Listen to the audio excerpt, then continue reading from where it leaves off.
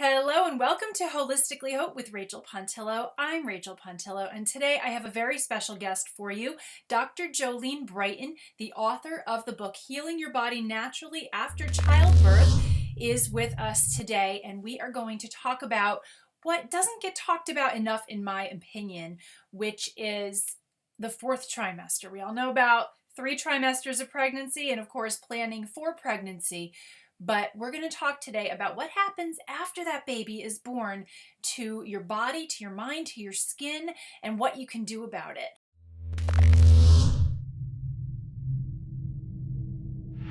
Hi, Dr. Brighten. Thank you so much for being here.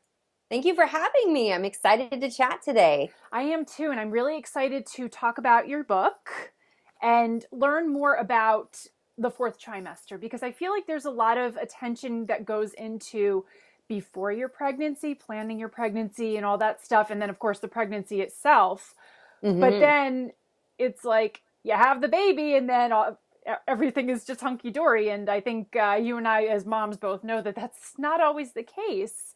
So I would love to know more about the fourth trimester and how women can kind of cope during that time with self-care. Yeah, I think you brought up a really common theme in every mother's life, which is we prepare preconception. Most of us do. Some of us have surprises. And then we really take care of ourselves in pregnancy, but then nobody plans for postpartum. And I think that just as much effort and just as much attention should be paid to postpartum planning as you do for your birth itself. And if you think about it, they're birthing anywhere. Maybe a birth might be 6 hours. Maybe it might be, if you're like me, 24. I've had patients that it's, 72 hours of labor. That in the grand scheme of things it's a short period of time that you've planned for. And you've tried to plan for something that really, I say all bets are off in birth. Like you can make all the best plans, but I think that birth actually teaches us a lot. And one of the things it teaches us is that you can make all your plans in life, but plan on doing none of them, because life is going to happen and you have to be flexible and you have to adapt. But the fourth trimester, as I see it, is the first 3 months following the birth of baby. So if we compare that to, a labor that might be 24 hours versus 3 months you need to be healing and recovering, there's a lot of preparation and planning that can be done and a lot of attention that can be spent there. And so that's what my book really focuses on. It's called Healing Your Body Naturally After Childbirth. And it's doing just that, giving you all the tools that you need to not only heal yourself from just childbirth, but to deal with some of the things that come up as being a new mom, things that not a lot of people are talking about, like getting clogged ducts or, having difficulty breastfeeding and even issues with like constipation, which is furthest thing from your mind when you're thinking about bringing a baby into this world. But a lot of these things can present themselves as challenges. And I truly wrote the book that I wanted to have when my son was born. And so everything that I learned and I took to really recover my body, I put into this book. And then things that I've also used with my patients. So when you get this book, it's basically like having a session with me in which, any of my patients that I'm following through pregnancy, around 38 weeks, they meet in my office and we put together their postpartum plan, which is, of course, a lot more individualized when you're my patient and I know your whole history. But a lot of the same stuff that we're using is in this book. And so I literally can just give it to patients now saying, hey, a baby's coming. Here's the things that you're going to want to read up on.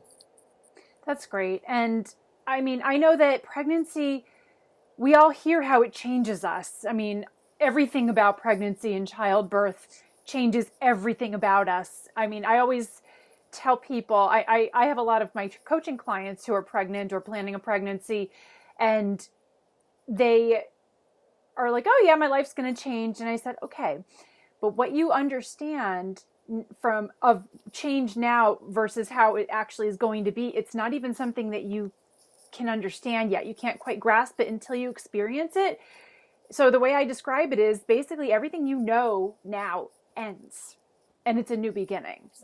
And it's not a bad thing. Ending, to me, I never see it as a negative. It's just, it is what it is. It's an end of one way of life and a beginning of a whole new one. The lifestyle change, the physical change, but what goes on in the body, you don't only give birth to a new body, but you have a new body after the Yeah. pregnancy. And I don't think that's something that a lot of women are prepared for, because I know I certainly wasn't. I heard every horror story from, several people who had these birth experiences, but nobody talks about afterwards. And I even yelled at my mother. I'm like, why didn't you tell me? She's like, I didn't want to scare you too much. And I'm like, oh my God. But I know for me, after my second pregnancy, that's when I gained weight. That's when I first developed some conditions. I had hypothyroidism. I know that was part of your story as well. And I had skin conditions between pregnancies that I hadn't had before, different types of acne, and we'll talk more about skin in a little while. But what can you say about this new body that happens after a pregnancy? Yeah, I love everything that you just said, because I talk about this in my book about, birth. The birth of your child is also the birth of you as a mother. In a lot of ways, it does signal the death of the person that you once knew, which is a hard thing to come to terms with. And I think I was about 6 weeks postpartum that I had that revelation. And when I could really accept that this person who I was, I'm no longer that person. Now it's time for me to reinvent myself. And that's really the perspective I encourage women to take is, what other opportunity do you have to redefine yourself, to really have this life-changing event to redefine yourself? So there's redefining how you're going to mother and who you are in this world, but your body did just go through a really radical change, which is also an opportunity to kind of reshape and retrain your body. So our ribs expanded, our hips expanded, but everything's coming back in. This is actually an opportunity to really nourish your body and to really slow down, because that's demanded of mothers, even though it doesn't feel like, most mothers, if you look out, like they're going very slow, but in those early weeks following birth, your body slows down. Baby is, you're just basically in a cocoon together, just staying warm and cuddling. But it's an opportunity to really heal up your body and to take care of yourself. And, following that, you can get into physical training, physical therapy is what I'm trying to say, to really work with musculoskeletal imbalances that may have taken place. You still have a little bit of ligament laxity. So relaxin, which is the hormone that's up in pregnancy that makes us like Gumby as pregnant women, that's still floating around. So you can get chiropractic care, and maybe you had these joints that were always out of place, and now you can actually get it moved back in, and then get the musculoskeletal support to like reinforce that. So there, even though it can feel like a really negative thing, it's also really important. I like to convey to my patients that, motherhood it's a club. It's a very exclusive club that you're a part of. And there's only one way you get in, and that's by mothering a child. And that's not to speak, I know there's women who have infertility. I certainly don't want to be, I don't want this to come across as I'm not being sympathetic to that. So I just want to honor that. But it's something that, when you do go through childbirth, I call it like a gang initiation. I mean, you're not going to sleep. Your body just got rocked. Breastfeeding, yes, it does hurt. That doesn't mean you're doing it wrong. It just means your nipples need time to get used to that. And there's a lot of things that are really harsh in the beginning, but it's like your gang initiation, like you're in the club. It's traumatic. It's physically and emotionally traumatic. I mean, sleep deprivation and not being able to eat when you normally are able to eat, and all the fact that even though some mothers are surrounded by family, they end up feeling as isolated as if they were not. Yeah. It is something that is very traumatic and very physically and emotionally stressful. And I know that a lot of new moms look at themselves in the mirror when their body is still kind of morphing back to what they might recognize as normal. And they say, oh, why is that brown line still on my stomach? Why is my skin about that? Right? And, what are these stretch marks going to be saggy always, or are they going to at least be flat? I mean, what is all of this? And then even after you lose some of the weight, you still might find that your hips didn't go all the way back, and you're still a different size, even if your weight is the same. Yeah. So rather than looking in the mirror and hating oneself and feeling miserable, like whose body is this and where did I go? I love what you said about using it as a time to rebuild and remodel and regenerate, reshape. It is really truly a new beginning. Yeah. And And it's a perfect opportunity to practice self-love. mm, And it's hard. I grew up with a mother who had body image issues. I was a group fitness instructor all the way through college, which you're always on stage in front of everyone looking at how fit you are and what your body looks like. And people, I mean, through my 20s, people would make a lot of comments about my body. And so, I say this because I try to be really open that I still struggle with body image issues. And it's something that I think most women do. So it's really hard when you have that new body. I actually love the postpartum belly. I love it more than a pregnant belly. Like that little pooch that happens, like when the uterus is still big and boggy. I think it's the cutest thing ever. My patients always think I'm strange for saying that, but I'm like, I think it's just so cute. And it's so like, you earned that. Like, that's so amazing what your body has been able to do. And really, I think like the birth of my son and going through that, really, I had to get really comfortable with my body and the way it looked. And I went back to teaching group fitness, after I was cleared past my 6-week postpartum check. And people made really mean comments to me. And there was like this mama bear in me that came up because people were like, oh, I can tell you just had a baby. Like, it looks like you had a baby. And it's like, and I would say, yeah, of course it does, because I did have a baby and this is my body and this is who I am. And there was something about that challenge in early postpartum that really helped me. It's not always that way. I think for women, we get really sensitive let's be fair. You lose your placenta, and the moment your placenta is birthed, your hormones go about to the same level as a postmenopausal woman. wow. But instead of you having years of perimenopause getting there, it was like this overnight. You just went through the most, arguably, I think that it is the most intense athletic event of a woman's body in her lifetime to have a child. And then you're flooded with like so much oxytocin and all these endorphins, and it's a lot. So, if a woman in the early period, and I can remember crying, and if you're feeling like you're crying and you're super sensitive and, things people are saying are affecting you, you have to take your space from them, and you need to cut them out, because you are vulnerable right now. You just stepped up to birth's door and made a commitment to bring a human into this world, no matter what it took. And you did that, and you delivered. But it's still a very, very open and vulnerable time, which is why, historically we mothered in tribes, and the mother was like kept in a hut and kept warm and fed warm foods and taken care of and overseen, and people By other women. Yes, and people were very gentle with them. And it's not what we get in our modern society. I mean, you and I are moms. We totally, and we're working moms. It's something, majority of the time, it's you get a 6-week checkup. That's all your doctor cares about you anymore. That's all anyone cares about is, can we get you to the 6-week checkup? You're fine. Great. Go on your way. You can have sex, you can exercise, and you get to go back to work, because at 6 weeks, that's about how long it takes for the uterus to shrink, which, some higher up decided that meant that a woman could go right back into work at that period of time, which is completely ludicrous. And I say this as a woman who did return to work at 6 weeks postpartum. And I tell all my patients that was really one of the stupidest things. I'm going to just be frank. It was stupid for me to do that, but I want people to learn from my mistakes. And I want people to know I did that.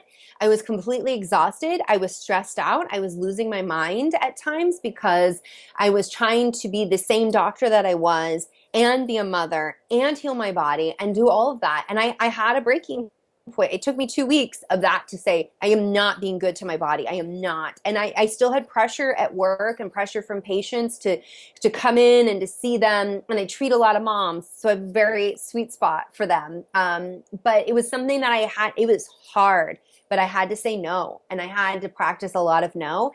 And thank goodness for that, because As women, we don't practice enough no. As moms, we certainly don't practice enough Absolutely. no. You are Except, so you know, right. I have a 3-year-old right now, so It's kind there's of a easier lot of with a no. 3-year-old to say no. Yeah, but you know, in terms of like something I tell women in the fourth trimester, so I have a fourth trimester birth plan that I give to all my patients, and and it's available online as well, that you can pick up, and you can go to healingafterchildbirth.com and you can grab it there. But it's something that I want people to plan for. I want women to know you can plan for it and you can change your mind at any point. But to have stuff on there that, hey, if I'm crying, I want you to give me a hug or leave me alone or call my counselor. And to have these kind of protocols that you've already communicated before you're in the thick of it. And the other thing too, that I don't put it on there per se, but I have this conversation with my patients. If anyone's not making you feel good, if people are not filling you up, but instead they're depleting you, you feel drained when they come in, you need to take a break from them. It doesn't mean they need to be gone forever, but you energetically are in a very vulnerable space and your body is very vulnerable. And that very primal essence of you understands that you are vulnerable. So if somebody's coming in and they're causing stress, understand that we have not developed enough to really deal with how we live in our modern society. Our bodies are just not there. Right. Your brain doesn't know if you're stressed from that person being there. I mean, is that person? Or, you know, even if you're skipping meals or you're not getting enough sleep because of, you know, stress, not just from like night wakings with feedings, but your brain can't understand this is just because this person's here and this is going to go away. Your brain says, we're under threat. We need to panic. You're going to spike stress hormones. It's going to throw your other hormones out of whack. And then that person, every time they come in, it's going to reinforce those neuronal pathways that you get triggered. So it's actually better for your relationship to just separate and take a little break from them to where you'll be able to come back to that. And when you're feeling at your strongest, you can come back to that relationship and you can reevaluate. Does this relationship work? Or is there a better way we can be communicating? It is not your job to be fixing relationships and trying to work on all of that when you're trying to heal your body. And, you know, all of that stress, you know, because we're on here to talk about skin, that's going to age you rapidly. Right. So I shared before we got on this call that my husband and I were on a moonlit snowshoeing trip last night, Yes. which was great. Awesome. And we were in the lodge and I heard this girl say, I say she's a girl. She's probably in her 20s. And she says, yeah, I was talking to this woman who was probably in her early 40s, and she told me when you have a child in that first year of life, if you don't take care of yourself, you're going to age about 10 years. Wow. And my husband and I are overhearing this conversation, and I'm like, that is so rad that someone told her that. And she says, you know, and I was just like really offended. It was like, that's mean. Why would you ever tell someone that? And I wanted to turn and say, that person is your greatest ally and friend. We all need to be a whole lot more honest about these kinds of things and not just say like, hey, you're going to have a baby and everything's going to be great. It's not going to be great. It's going to be work. It's going to be hard. It's going to be a lot of finding your rhythm, losing your rhythm, finding your rhythm, losing your rhythm. But it's going to teach you so much about yourself. There's so many lessons I've been gifted as a mother that I would never have the opportunity to have had otherwise. So for people who are listening, and you're thinking maybe Rachel and I are freaking you out a little bit, we're just trying to keep it real. And also, you know, there's so much good that comes out of this as well. But we need to be able to breach these conversations about what's not good so that we can strategize. And so that the more you're informed, the more you can plan and have tools to be able to deal with some of these life stressors and these events that take place. It's so true. I mean, we are not here to scare anyone, but there is no benefit in sugarcoating. And I know your goal with your patients and your audience, and my goal always with my clients and students and audience, is for them to come out of their experience with us feeling more empowered, feeling like they have more control over their health, over their skin, over their lives. And knowledge and the truth is the first step for that to happen. So, you know, motherhood is to me the greatest gift that I've been allowed to have in this life, because I know that not everybody who wants to do that gets to do it. So I am grateful and blessed for it every day, even the hard times. I mean, my older daughter is in her tween years. I'm even grateful now for the foot stomps, the hand on the hip, and the eye roll and the door slams. I'm grateful for it because not everybody gets to have it. And the stretch marks, I go with the Pinterest ladies tiger stripes. I'll go with the tiger Yeah, stripes because yeah. that's a little cooler. But I don't, people ask me a lot, how do I get rid of my stretch marks? Why? They tell a story. For me, they tell two stories. They tell the story that I made two humans. Yeah, yeah. I brought them into this world healthy. And they also say that, you know what? I gained a lot of weight and then I lost a lot of weight and I did that work. Yeah, yeah. That's my story. And nobody can take that away from me. And I don't want to take those stretch marks away. And, that's certainly a skin issue that comes up with the weight gain just from the stretching that happens during pregnancy. And that's something that when you're returning back to normal, there are certain skincare things that you can do. And I know you've got some great DIY recipes in your book, which I loved reading. Those were fantastic. But also hormonal acne related to the fluctuations during and after pregnancy, as well as melasma, is something that I know can really wreak havoc on a lot of women's confidence. What can you say about that? Yeah, I never had acne so bad as in that first year of postpartum, and a lot of mine had to do with what was going on with my adrenals and my thyroid. Our sex hormones always get blamed for acne, but really your sex hormones, they're just like they're just so go with the flow, and they're really dictated and governed by everything else in the body. So adrenal health, which I always joke that my son just came out like my adrenal glands were a punching bag. And that's what babies do. They're super hard on your adrenals because being a mom's stressful, getting regular meals is difficult, and sleep is an issue as well. And so what you can do as a new mom to really take care of your adrenal glands. So firstly, the night wakings, you got to feed baby. Baby's liver is not developed. So as much as you want to sleep, baby is not set up in a way yet to have prolonged blood sugar regulation. So you're going to have to get up in the middle of the night. Covering a lamp with a scarf or wearing a red headlamp, something that makes it so you're not exposed to light, allows your melatonin to stay up and your cortisol to stay down, which is what you want in those night hours. Cortisol is a pro-aging hormone, so we want to do what we can to combat that. Guess what? Cuddling your baby raises oxytocin, that skin to skin. And there was even a study that showed 5 hours of skin to skin daily in that first week has profound effects on mom's mood. Well, if we can affect your mood by raising your oxytocin and decreasing your inflammation, that's gonna have a profound effect on your skin as well. So that's one aspect. Getting regular meals, so eating protein and fat with every meal is very, very important, especially if you're breastfeeding because your caloric demands are going to go up. Your adrenal glands love everything a baby's never going to give you, which is consistency and low stress. So you have to find ways to bring that into your life. So the regular meals, if you can get some time to yourself to set the day and set the intention for the day, I think that's fantastic as a way to just kick off the day. Utilizing things like deep breathing skills. Meditation is something where I don't get too much on like, let's try to meditate daily with a new baby. When the baby's screaming, not quite. You're going to get stressed out. But I do have these practices that I call the 1 minute to mindfulness.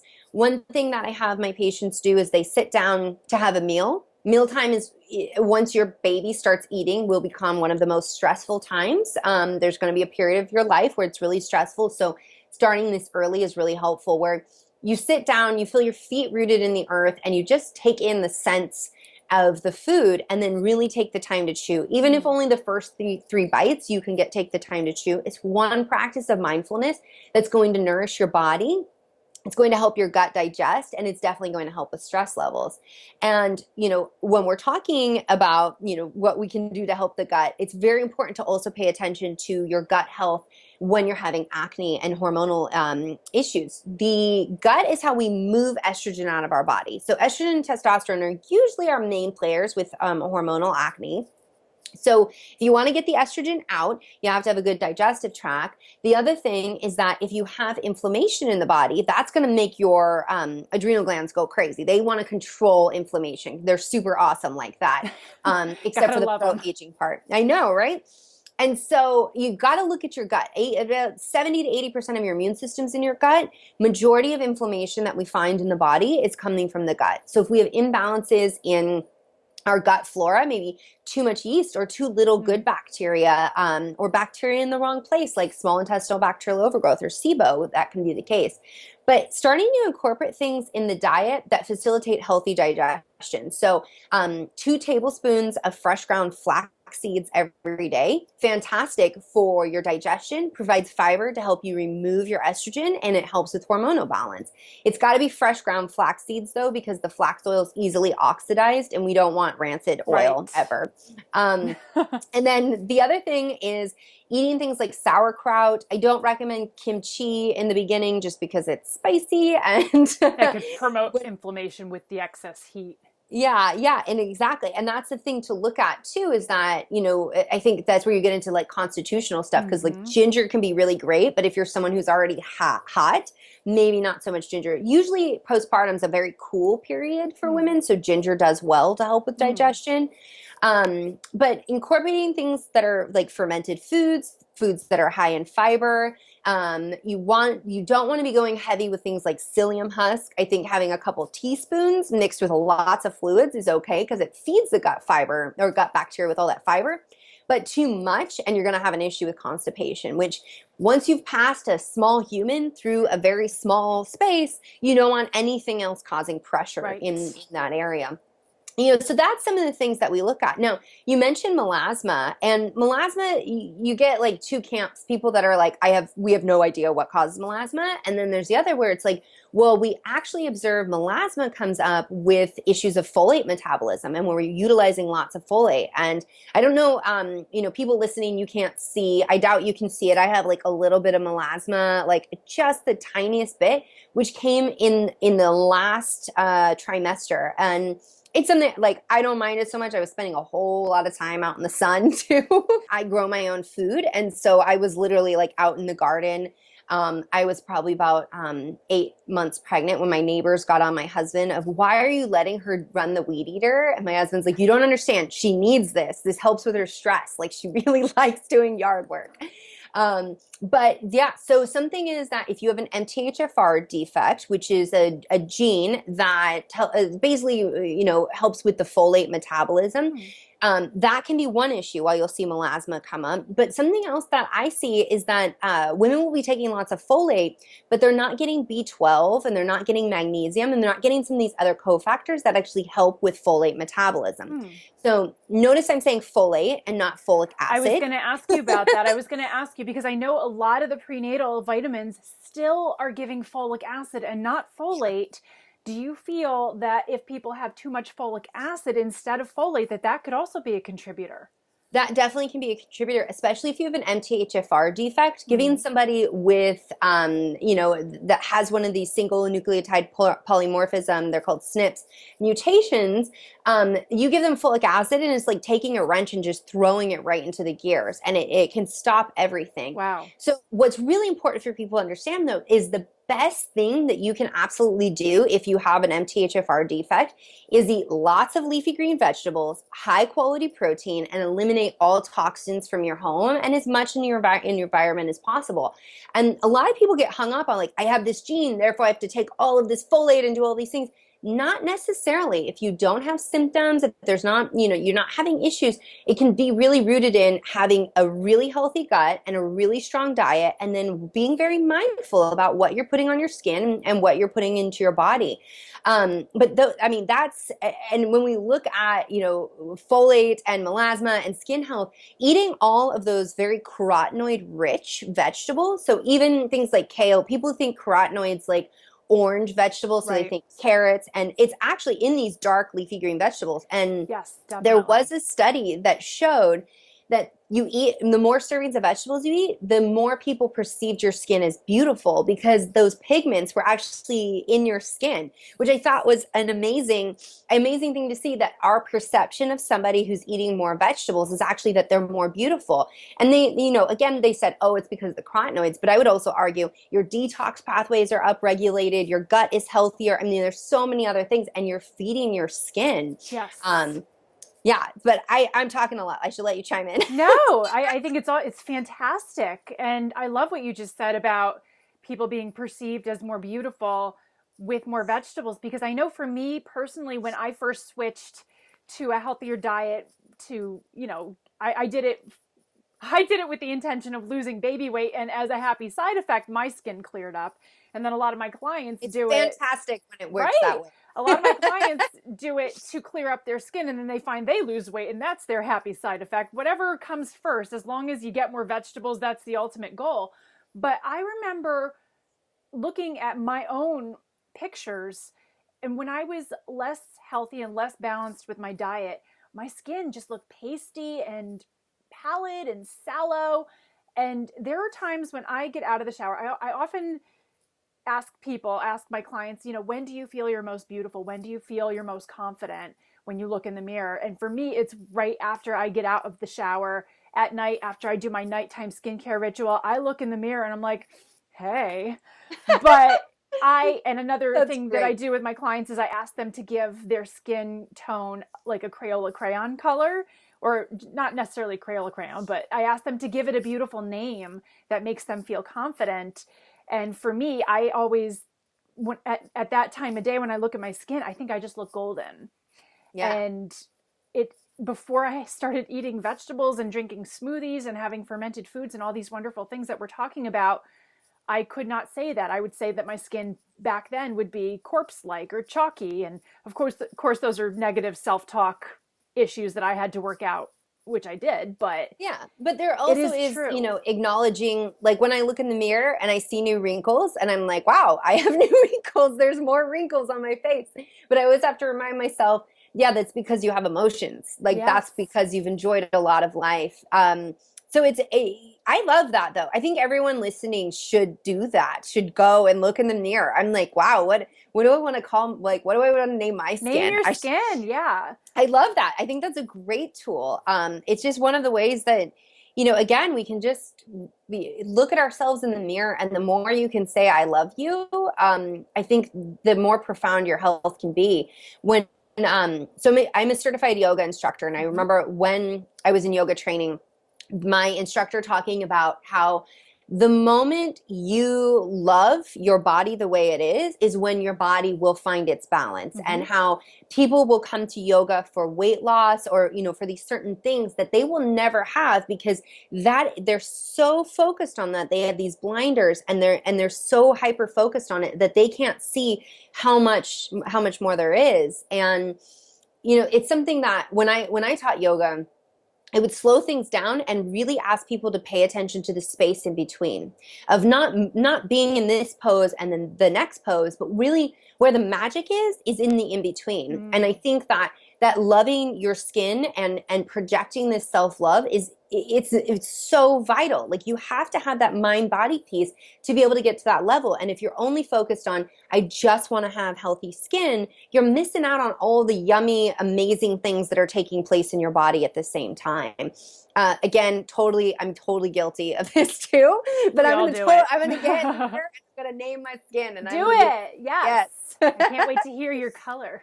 I kind of like luminescent or something. Oh, I love that word. I want to be a firefly. Yes, I love it. That's awesome. Well, Dr. Brighten, I am so grateful that you shared all this fantastic information with us today. Tell us where we can find more from you. Where is your book available online, in stores? Where can people get your book? Where can they learn more from you? Yeah, so the book, Healing Your Body Naturally After Childbirth, The New Mom's Guide to Navigating the Fourth Trimester, is on Amazon now. So you can grab it there. There's tons in there. Like we talked about, there's skincare stuff. There's a lot about adrenal health, thyroid health, and making sure that you're at your best as a mom. Lots of tools to give you lots of energy, even though you're not sleeping. And then I do consult with patients. I have a physical practice in Oakland, California. I do consult virtually as well with clients. So you can find me online. It's drbrighten.com, and it's Dr. Brighten with an E. So DRBRIGHTEN.com. Maybe that should be my word, is Brighten, since it's my name already. That's a fabulous color too. I love that. And then you can also check me out on Facebook or Instagram. Those are the main places where I hang out. And I always like to let people know my blog posts and the things, the content that I create and I put out into the world, it comes from what people ask me and how people let me know how I can serve them. So jump on my Facebook and feel free to ask me anything. If I can't answer it there, you'll have a blog post coming to you shortly. That's usually what happens. Well, thanks for having me today. Thank you.